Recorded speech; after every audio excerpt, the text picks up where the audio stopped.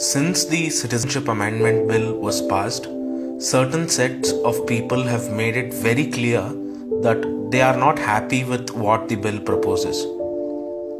They can be broadly divided into three categories. First, the Congress and other opposition parties.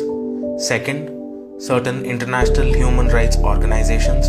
And third, our brothers and sisters from the northeastern part of India.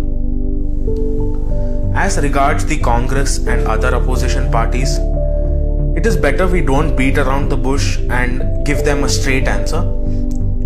If you people can accept an Italian Christian as your leader who ruled over Indians for over a decade, then you have no damn right to raise your voice against Hindus who share the same cultural ties and live in our neighboring countries.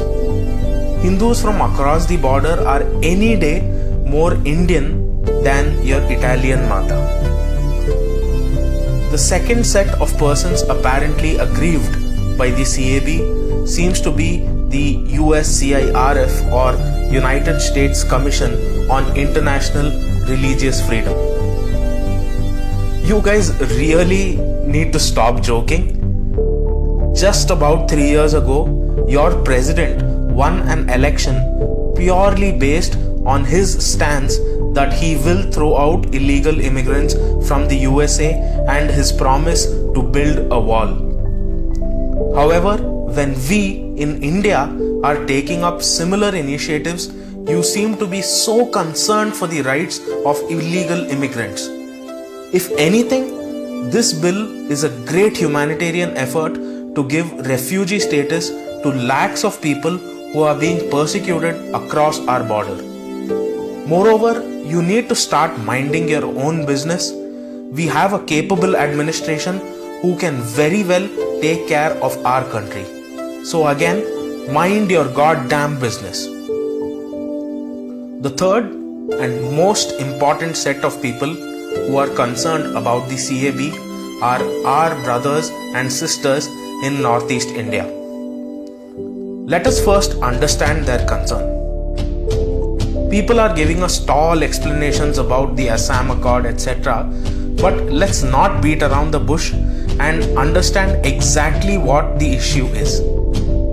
We spoke with several people from the Northeast, and this is what we gathered in a nutshell.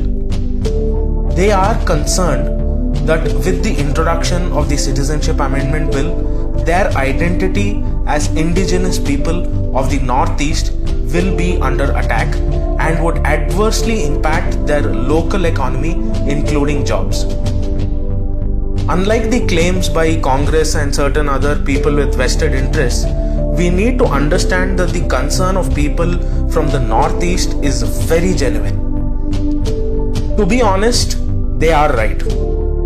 Indians who are born here should have the first claim to Indian resources. I do not have a concrete answer, but I appeal to you to just think about a few points.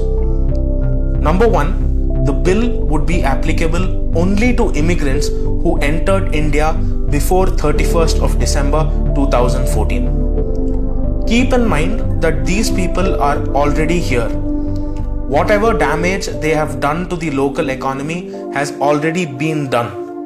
It cannot, under any circumstances, worsen. The bill would in fact improve the situation because the illegal Muslim immigrants would form a significant chunk would be forced to leave India, thereby creating more opportunities for locals. Number two, some claims are being made that the bill would allow more immigrants to come in. This is absolutely false. As said earlier, only those who already entered India before 31st of December 2014 would be allowed.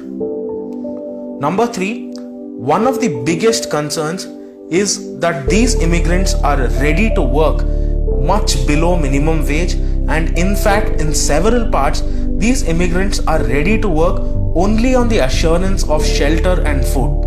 However, working at these ultra cheap wages would not be feasible for the locals of the Northeast.